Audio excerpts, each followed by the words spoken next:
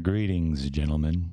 My name is Mike Fluke, and you're watching the File of the Republic podcast. And in this episode, with my own personal experience, I'm going to highlight the differences between the Philippines and Thailand. And I'm going to help curious expats, passport bros, retirees, digital nomads answer the age-old question: which one should I go to, Thailand or the Philippines? I think the answer is both, but I'm going to talk about which one I like better. Stay tuned.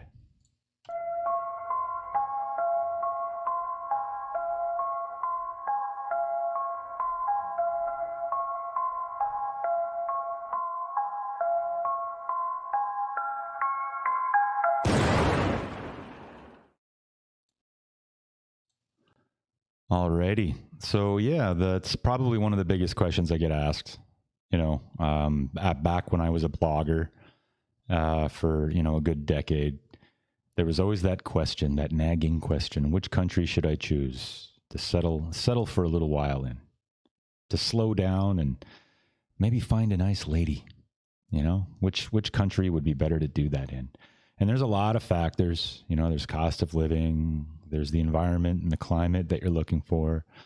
Both countries kind of have both of the things, all the things, but there's still going to be some ethereal factors that you can't quite put a finger on.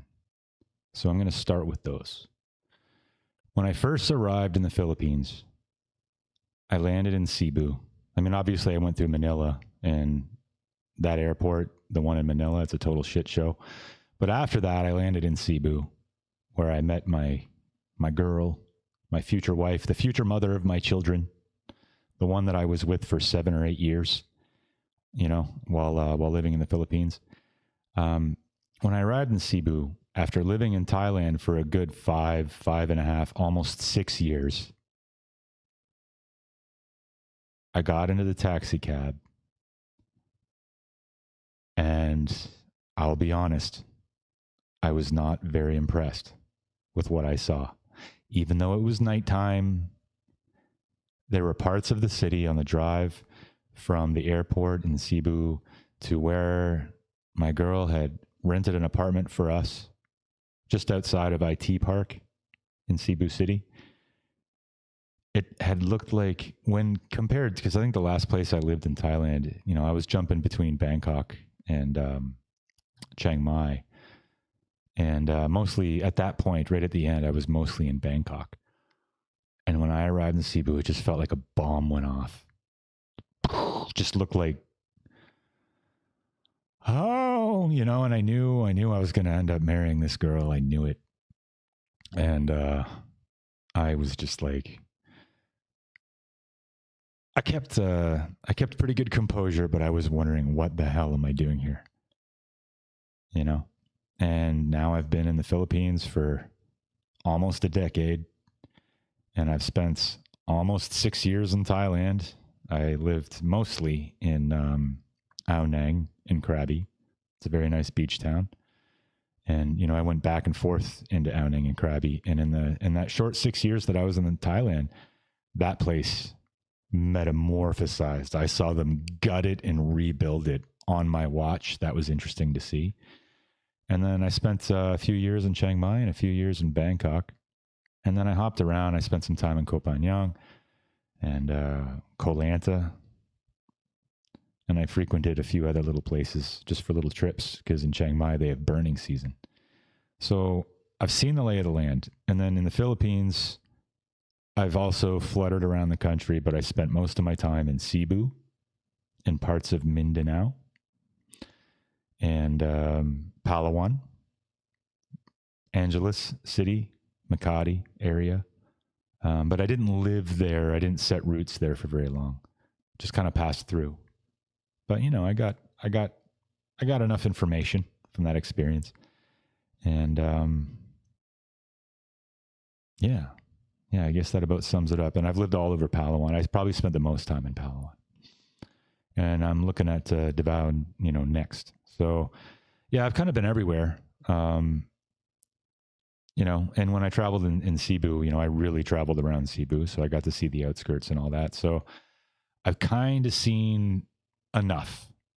So as far as the ethereal points, factors in my decision making, I can't explain it. I can't put my finger on it. But when it comes to Thailand, the infrastructure, for the most part, is better.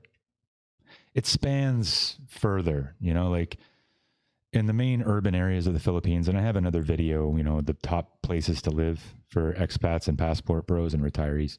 Check that one out because it holds up, and it's got all the cost of living information. It's got infrastructure information. It's got even climate information and things to look out for, like whether or not they get earthquakes and stuff like that. Check out that video. I'll link to it in the description. But there's just other things that you can't put your finger on when you're comparing it. I when I look back at my photos of Thailand, I don't know whether I'm really seeing it or not, but it feels that way. It's like they're tea colored. Like there's like a yellow haze. Like when I lived in Thailand, I felt that the blue skies weren't quite fully blue, if that makes any sense. There was like a feeling of sadness over Thailand, a feeling of needing to look over your shoulder. And that part is definitely true. And there was just a feeling of like, I don't know. Like, I don't know if it's like a sins of the fathers scenario where just something in history just cursed that place, and I can't put my finger on it, but the culture shock was definitely difficult, because I was there for a while, and it took me about a year and a half, 2 years until I started to really feel depressed. And I later in hindsight realized it was culture shock. But when you look at somebody who's Thai and you look them in the eyes, you can't, like, there's, again, it's ethereal. Like it's not tangible. You can't really put a finger on it, but you don't know what they're thinking completely. There's something that's just inches away from making them completely relatable, like you find in the Philippines. Like when you go to the Philippines, you generally know, if you get a girlfriend, you generally know how she's feeling. There are a couple little cultural differences like tempo where they get a little, off, and you just got to leave them alone and give them space, and then they come back around and they're right as rain. But with Thai girls, it's like, I was never fully sure if I was reading anybody correctly. I was never really sure if I was an inch away from getting robbed, stabbed, and I have been, all of the above, or if they genuinely liked me. Motives were hard to detect. And I know everyone has their thoughts on female motives, but it's like, yeah, I just wasn't able to read body language in the way that I can in the Philippines. And I know that might not seem like a big deal, but when you're going to live somewhere for a couple years, a decade, like I have, and you plan on starting a family, maybe, that really, it's priceless to be able to mentally connect and just kind of have a feeling what they're thinking, like you would with somebody in your own country. It's not quite the same, but it's close. Because in the Philippines, they don't always think in English, but they do, and you can just see the gears turning in their head, and you can see when they understand what you're saying and when they don't, and you can see what their motives are. So I don't want to keep running that one into the ground, but yeah, it's hard to put a finger on the feeling. But that's one of the biggest reasons why, in the end, I chose Thailand. I chose the Philippines. And then, the cost of living in the Philippines, as far as bang for your buck, I know all the websites, they say that the Philippines is cheaper. Don't think so. I don't think so. The cost of living generally is cheaper. You're going to get, but even then, like I lived in Chiang Mai, right on a main area, on a beautiful, like on Neiman, like where all the expats live and stuff like that. And I was only paying like 10 or 11,000 baht for an apartment with a swimming pool. You do get more bang for your buck. There's more infrastructure that is completed in Thailand, mostly, and I think that's a cultural difference In the Philippines, they have an attitude of okay na yan, which means it's good enough, and when they build their home, they build it in pieces, as their budget allows. This year, maybe they'll add a second level, but there's going to be rebar hanging out still, and then a couple years later, maybe they'll do the siding, maybe they'll get some upgraded windows. And then in the last year, maybe they'll put on a proper roof or a proper paint job or whatever. They take their time doing their construction projects as their budget allows. The result of that is that there are eyesores all over the place. So if everything being all nicely aligned, I mean, the telephone poles still look the same in both countries. They look like spaghetti. The sidewalks in both countries, it's like parkour. There's a lot of commonalities between them, but I just find that in the Philippines, there is a little bit, they don't reach for the top rung all the time. And okay, na yan, they kind of build as they go, and they take their time, and they're content with that. And I respect it. And then in, Thailand, everything is just mostly, from what I remember. I've been back a few times, and it's just getting so built up, and they're doing really well for themselves economically.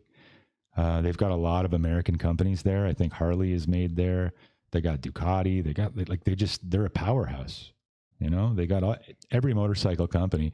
I think they even have Royal Enfield. It's just, there's stuff like if you want to buy a new iPhone, it's just better to fly to Thailand. If you want really, really, really good medical treatment, you go to Thailand, I mean, it's not so bad. And I'm going to make a video in the future about healthcare in the Philippines. My experience with healthcare in both countries, the hospitals are definitely, not all of them, but the hospitals I went to in Bangkok, they were like the top hospitals. They're beautiful, and they're very affordable, and they're immaculately clean. But on average, I would say healthcare is generally the same. I've had an MRI in Philippines in like an island city. And that was all right. Cost me $200 US.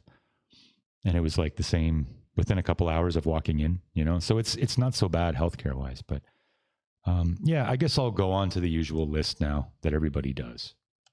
As far as language goes, Thailand has limited English, except in tourist spots. But even then, and then in the Philippines, they have widespread English fluency. And another thing I noticed in Thailand, and I might keep bringing up things I remember about Thailand as I go along, but I really noticed that they had a dual pricing thing going on everywhere you go. Because Thailand is one of those languages the average tourist doesn't know how to read.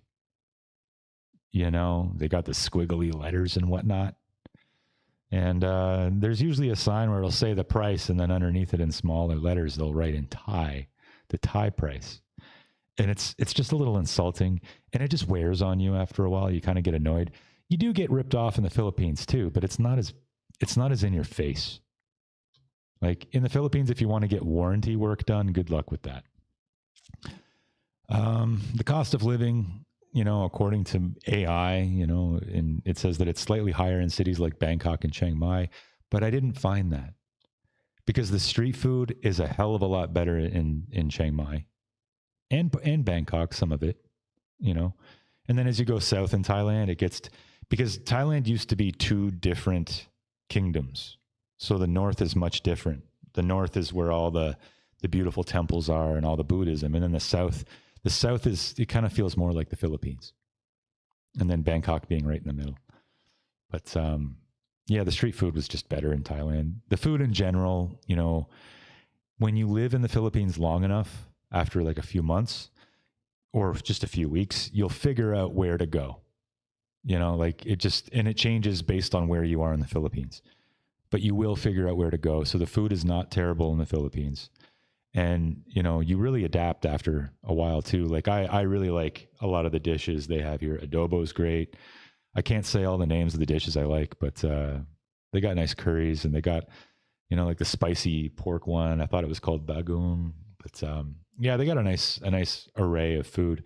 I do find that they're a little heavier on the seed oils in the Philippines, though. So food's a little heavier. But there's also lots of Western food options in both countries. But yeah, the cost of living is slightly higher in Bangkok, maybe.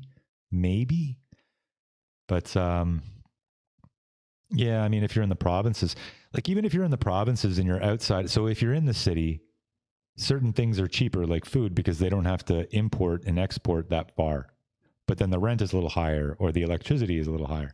But then if you live in the province, the electricities might be higher there too, but then they have to go further with all the fresh produce and all the stuff like that. So it might cost you more.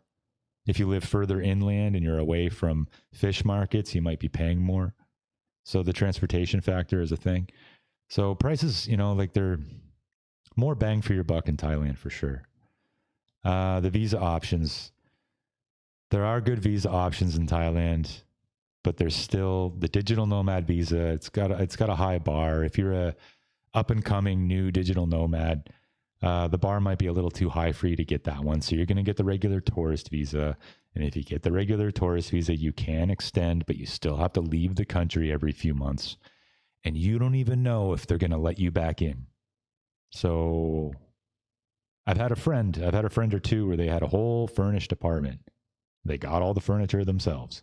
They bought the fridge, the TV, and then they had some bad luck on the way back in. They didn't have a set amount of money in their bank account in one case, or a girlfriend had tried to extort one of the guys and she got him blacklisted and he couldn't get back into the country to get his stuff.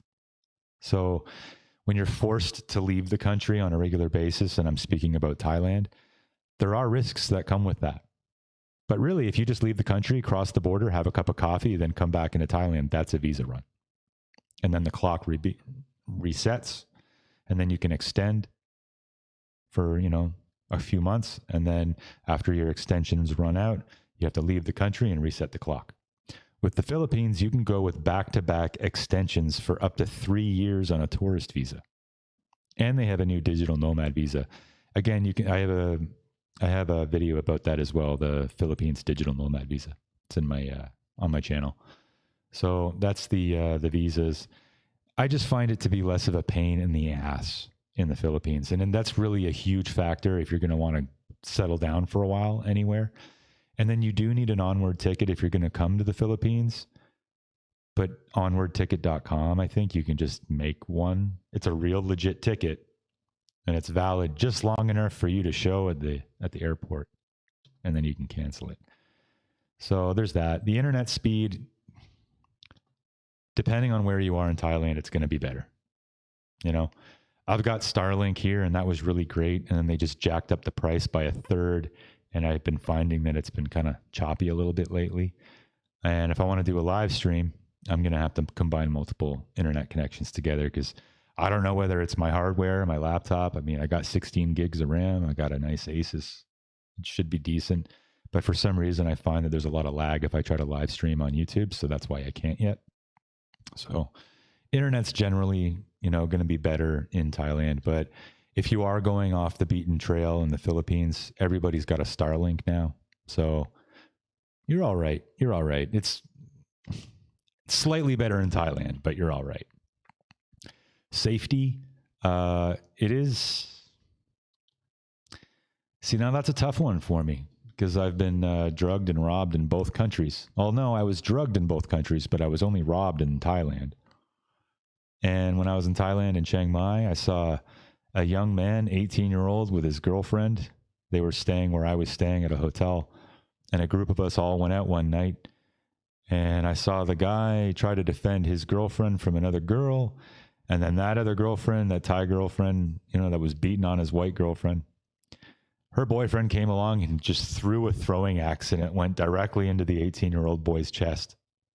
He was fine after the fact. But it was the most eccentric thing that I had ever seen up until that point. So I don't really know what to tell you about safety. I would actually disagree, and I would say it's safer in the Philippines. Yeah, I know they've got their things with the kidnapping, and they've got their thing with 19 different, separatist or rebel groups in the country. And every once in a while, the religion of peace flares up. and does what they're good at, I guess. But I still feel safer in the Philippines from like daily, like day to day stuff. You know, if the Philippines is going to mess with you, it's going to mess with you in a life altering, crazy way. Your boat's going to sink and everyone's going to die or something, you know? But in Thailand, just petty crime all the time, you know, like just, I don't know, you know, like I just, not like I can't say it's a countrywide thing, but you know, if you're in a city, there's a good chance you can't leave your phone on a table. You know, I guess it's the same in the Philippines too, but I feel a little bit safer in the Philippines. Maybe I'm biased. Don't know. The nightlife is definitely better in Thailand with all the full moon parties on all the various islands and, you know, in the cities like Bangkok and Chiang Mai. They've got some, you know, pretty good stuff going on. Pattaya is crazy. Koh Tao is crazy. Koh Phangan is more chill, you know, if you're a cannabis smoker. I mean, I remember even in Thailand before it was allowed, they still had vast networks of bicycle couriers, even old ladies. You would call a number, you'd say where you are, and then they would give you a time frame, and then an old lady would stop by and she'd have a vacuum sealed bag of green tea, and she would sell it to you for 1,000 baht. And inside that thing was some of the best bud that you could find anywhere in Asia and in Thailand. Here, if you do it, highly don't recommend it. Don't touch it. And if you even wanted to, it's probably garbage. So, yeah, the Thailand stuff was a lot, you know. But just if you're going to be in the Philippines, you stay away from it. But I mean, you could always do tourism. You could stay in the Philippines and then, you know, do a little bit of tourism in Thailand. So you can still get your fix, but it's not, if you're one of those people that needs it as a daily endeavor, then just go to Thailand, I guess. Culture, nature, and beaches. The beaches in the Philippines are better because they're not as messed up. There are some that are messed up, like El Nido and Palawan. That's kind of like, you know, like every once in a while they got to shut a beach down for a year and they just got to like clean it up and rehabilitate it. But generally speaking, I mean, we've got 7,000 islands. Islands are surrounded by beaches. So that would lead you to believe that there is going to be much more deserted beach in the Philippines. So if you're you like to use drones and stuff like that, you like to do your selfies and your photography as an influencer, or you just like to take your girl onto a little private area of beach and make a movie. I'm kidding. But yeah, there's just nicer beaches in the Philippines for sure. But yeah. Culture, if you're looking for something different and you're just passing on through, Thailand. If you're looking for somewhere sustainable where you can handle it without having extreme culture shock, Philippines. It's just more predictable. It's more understandable. Infrastructure, I already covered that. Expats and digital nomads. Chiang Mai, I wrote the book on Chiang Mai. It's got a huge scene. I literally did write a best-selling book on Chiang Mai a long time. I get back in 2016. But I'm gonna revamp it and then republish it for the Philippines because that's where I am now. But yeah, I know Chiang Mai really well. It's got a huge expat scene. But I think it's more of a place for beginner digital nomads because I think that if you've been doing this for a while and you've gotten some flight, you know, and you've been able to be successful, make more than 1,000 or 2 a month US. Chiang Mai is kind of rookie noob bullshit now, but it's a beautiful place to live. And yeah, and then the Philippines does have a growing expat base and digital nomad base, BGC, you know, around Makati and all that, just outside of Manila. You don't want to really be in Manila. And then Davao and Dumaguete. Those are popular with expats. Corruption and scams. Yeah. You can do more under the table black market dealings in the Philippines. It's more of a Wild West, but that actually works in your favor. Whereas in Thailand, you're just getting flat out just ripped off, dual pricing, pricing for locals versus pricing for expats. And Yeah, I know some granola chewing, like, you know, liberal tourist types like to say, oh, it's totally understandable. You know, we're colonizing them. No, it's bullshit when any country has dual pricing. So that's one reason why I like the Philippines. They have price tags on things. You pick it up, you bring it to the cash register, you pay for it. In Thailand, you want to buy something, there's no price tag. You pick it up, you bring it to the cash register, and they charge you whatever they feel like charging you that day. So if that shit pisses you off after a little while, makes you a little crazy, then yeah, you want to be in the Philippines. The food, already talked about that. The women's attitude. My AI knows me really well. I got to say, it knows Philo Republic. The women's attitude, the women are more independent in Thailand. They're more paranoid and cautious, jealous in Thailand. And in the Philippines, the women's attitude is more nurturing. They're more relationship focused. They're eager to marry. They'd love to have your babies. They're family first. They'll throw caution to the wind and completely trust you in the Philippines. Most of the time. I think that's a huge factor. Whereas in Thailand, they're always second guessing you. So, but again, you know, in Thailand, you're a farang. And in the Philippines, you're an AFAM, which I forget what that acronym means. AFAM. I think it's like American something, foreigner something. They love their acronyms in the Philippines. Climate, hot year round with clear, wet, and dry seasons in both countries. But, I guess it's not a but, both countries also have areas with higher elevation. Chiang Mai, that has the best food in Thailand, in my opinion, is at a higher elevation. It's not as hot there, but they have burning season for like 3 months of the year where you can't breathe. And it's kind of required because vitamins burn up when they burn all the rice plants, but minerals don't burn. So they're able to put the minerals back in the soil so the rice is high quality. So they do need to have burning season. I don't care if you're a climate change person, they need burning season. It's just the way it goes. Keep the minerals in the ground. So yeah, for 3 months of the year, it's like, it starts like in, I forget, maybe mid to late January.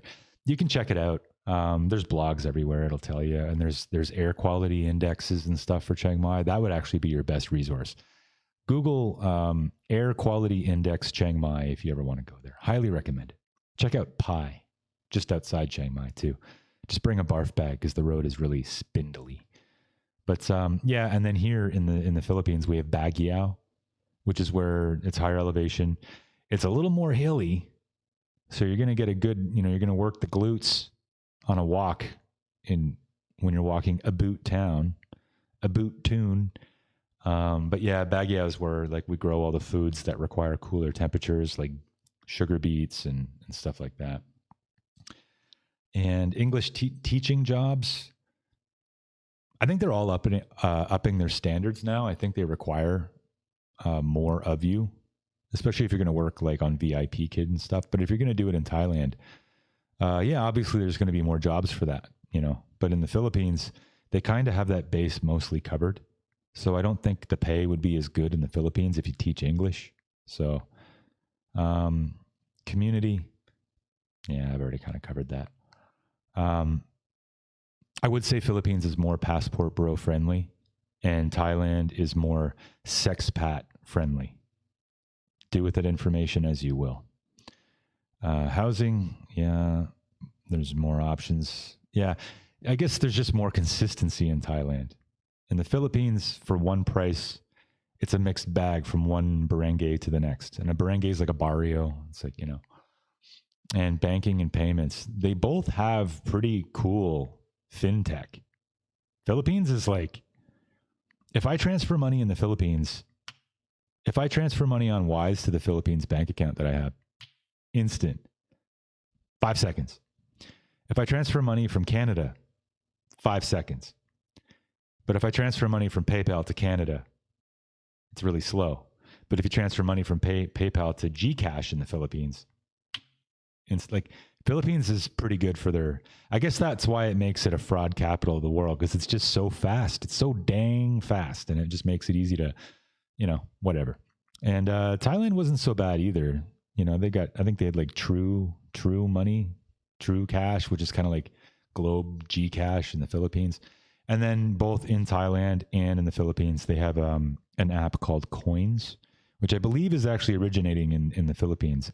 Coins.ph and coins.th. But the one in the PH is better. And it's a really good crypto exchange. And it's a hot wallet. But really, really good fintech in both countries. And it took me literally 20 minutes to get a bank account in the Philippines at Security Bank. A card with my name even on it, printed on it. So I was able to do that all. I walk in and the whole process took 20 minutes. And then, religious conservatism. Obviously Thailand is, both countries are somewhat conservative, but Thailand would be more liberal. And I think that Thailand is generally, they still have spirituality, but it is losing its religious ways, in the general population. Whereas the Philippines is more conservative, and religion does influence religions or relationships and family life. So if you want a girl that's got 2 feet on the ground and she's tied to the ground, cemented to the ground by God and religion and some form of Christianity, and there's various Orthodox forms of, like, it's not all Catholic. There's a lot of Protestants. If you're into any Abrahamic religion, you're probably going to find something. So, and I guess just overall wrapping it up, the Philippines, because of that whole okay Nayan thing, it's more mellow, And in my video where I talked about getting drugged, I find that if a Filipino is going to do you wrong, they're not really doing it with a financial motivation. They're doing it because they have heart and they have feelings, and for whatever reason, they feel justified if they're ever going to wrong you in any way.